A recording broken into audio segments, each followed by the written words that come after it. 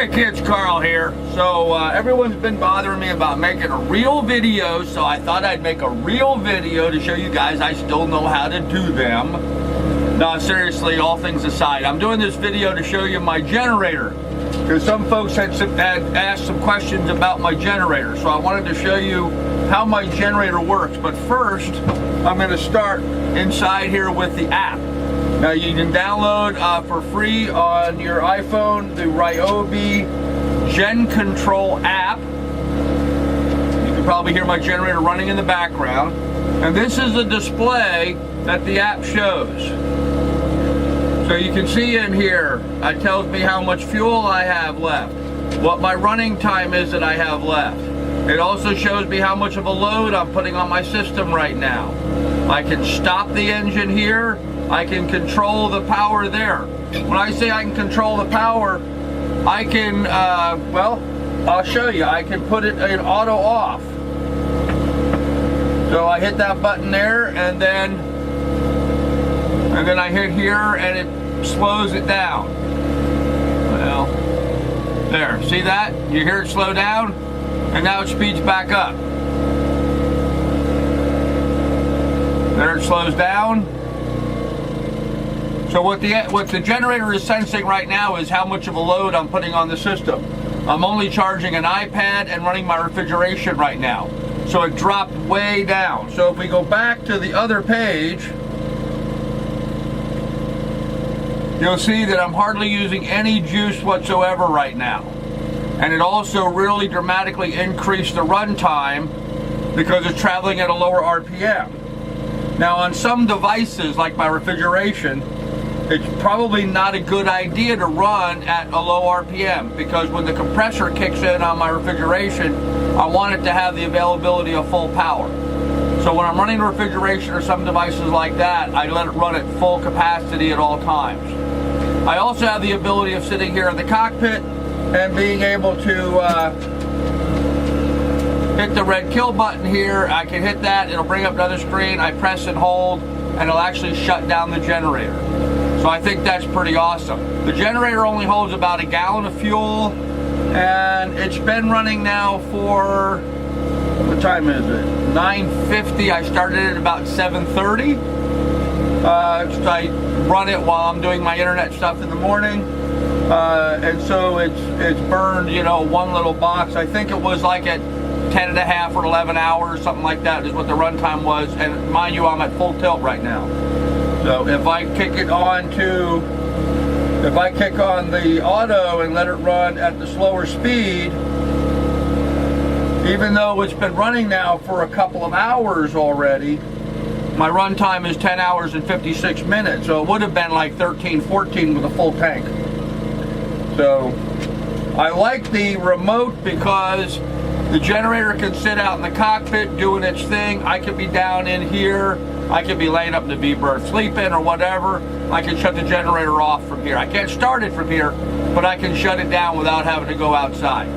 So I really kind of like that. Okay, so with that said, let us go look at the actual generator, shall we? Okay, so here's what the generator looks like from the cockpit. And as you can see, we have a lot of the same controls that we have on the phone here. You see, you got the same gauge here for how much fuel is consuming. This shows us how much power we're actually using. This tells us how much time we have remaining on it. And it shows currently that it is in the off position as far as the idle is concerned. I've got two 20 amp plug-ins plus two USB ports that I can plug into. It has a parallel kit, so you can hook up two of these Ryobi side by side for even more power. It's got an overload reset button and a circuit breaker right here on this side. And again, I can control the auto idle right from there. Okay, let's go ahead top side, look at the rest of it. Okay. Why don't we go ahead and shut it off.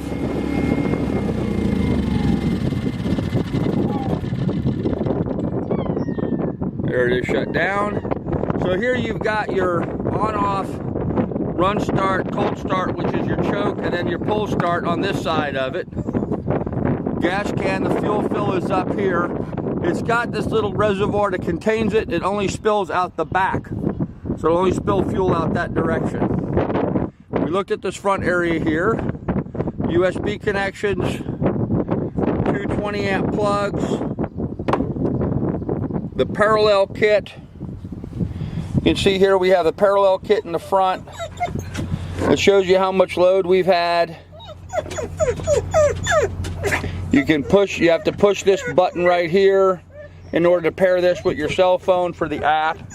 It has a handle in the front, weatherproof closing right here. It has a handle that sticks out. And what that enables me to do is to roll this thing down the dock conveniently like that. Can you see that?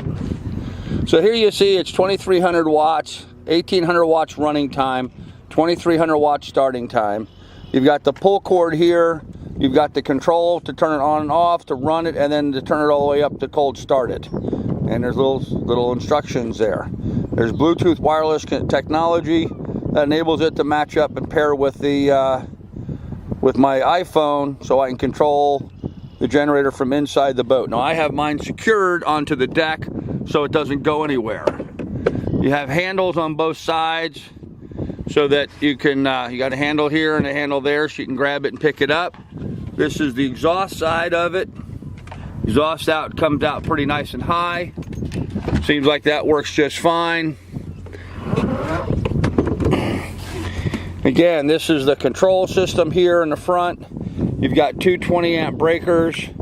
You've got two USB 2.1 amp USB plugs. You've got the generator control screen, which shows you all the diagnostics, circuit breaker, overload circuit, neutral ground, and a parallel kit. If you want to pair two of these generators up together, you can pair up two of them together. That just closes up like that, and she's weather tight. Okay, here's the other side. Now this is the access to the engine. Miss Lily's just getting in everything. Here's the access to the engine. We simply unthread this. You got to thread it a lot.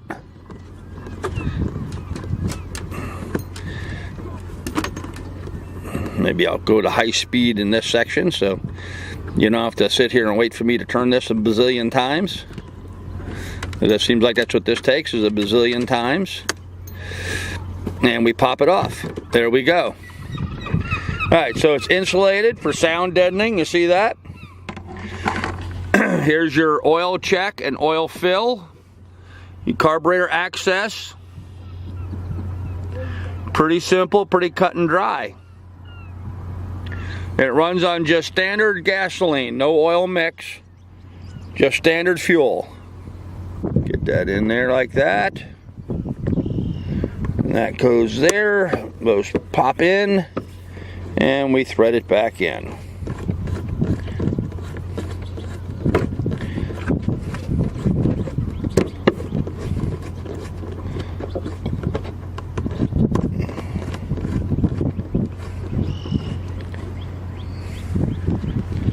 And that's what it looks like. Okay, so I hope you're enjoying my little intro here on my Ryobi generator. There's some of the things about it that I wanted to comment on. It runs when it's in the, not on the high-speed mode, when it's in the reserve mode, and it's only pumping out what juice it needs for the load on it, which is fine for like charging your iPads and cell phones and that kind of stuff. It really runs very quietly. In fact, when I've got the hatch closed up here, I can hardly hear it up on deck. It's not at all obtrusive in any way. Now under full RPM it gets a bit louder, but it's a whole lot quieter than the Honda that I used to own. I used to have one of those Honda 2000s that seem to be so prevalent nowadays. And this Ryobi is markedly quieter than my Honda. And it's $600 versus $1,000 for the Honda. So the price point was there. I really like the ability to be able to control it with my cell phone. To me, that's a distinct advantage in that I don't have to get up and down and go up into the cockpit to shut it off or to monitor its condition. I've been using it only a few days now. It has performed flawlessly. My refrigeration has been working. It's keeping the icebox chilled. I run it for a couple hours in the morning while I'm on the internet doing my stuff, and I'll run it for a couple hours in the evening, and that should be enough to keep the refrigeration on the boat going and keep all my devices powered and allow me to work and do this stuff. The only other time I'm going to be running the generator is, as I'm going to be here in a moment, I'm going to be editing this video, and I'll have to have the power for that. Until such time as I get my alternator fixed for my house batteries, and then I'll be able to work off of an inverter from that as well, and or the generator. So that'll give me some options. Now, it's powering everything on the boat, and it's working out very well. Today, I actually fired up my toaster and made myself a toasted bagel. And I was concerned about the heating element because I was running the refrigeration and running the toaster at the same time, and had my charging station over here going where I was charging all my electronics. And so the generator, you know, where it was only showing like one block, it's like, I think it's got 10 or 12 blocks. It was only showing one block of load on it. As soon as I put the bagel down to toast the bagel, it jumped all the way up to the halfway point, which means I was still only pulling about 1,000 watts, even though I was running a toaster, and it's powering up to 2,300. Now, I've done some research on some specs. I could actually get a marine grade air conditioning unit that will drop down through my forward hatch, and it will power that air conditioning unit. It would power a small washer dryer on the boat. It would power a water maker on the boat. So there's a lot of different things I could add to the boat now that my little tiny, you know, Ryobi $600 generator is going to power. So I think it's a really good value in a very small package. It's quiet. I don't see any negatives to it at all right now. It's burning fuel at a very acceptable rate in my mind's eye. So I would certainly recommend it if you're thinking about buying a generator for your boat. I really like my little Ryobi. So hope you enjoyed this video. Please do like and subscribe. We'll have more for you later. Thanks, kids.